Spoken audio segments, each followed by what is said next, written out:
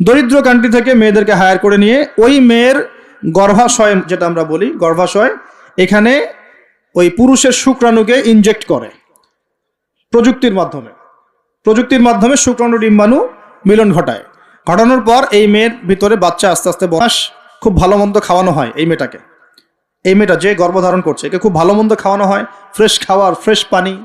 9 মাস পর বাচ্চাকে যখন সে খালাস করে, তখন এই বাচ্চাকে তারা নিয়ে নেয়, বিনিময়ে এই মেয়েটাকে পারিশ্রমিক দেওয়া হয়, $, $10,000, $20,000 দিয়ে ওকে খালাস, চলে গেল।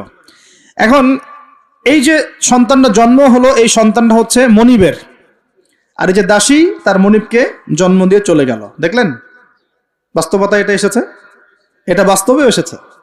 এরকম পশ্চিমের কিছু কিছু কান্ট্রিতে এই সিস্টেমে বাচ্চা নেওয়া হয়। এখন শুনলে অবাক হয়ে যাবেন, আমাদের মাথায় তো নাই এগুলো, অবাক তো হবেনি।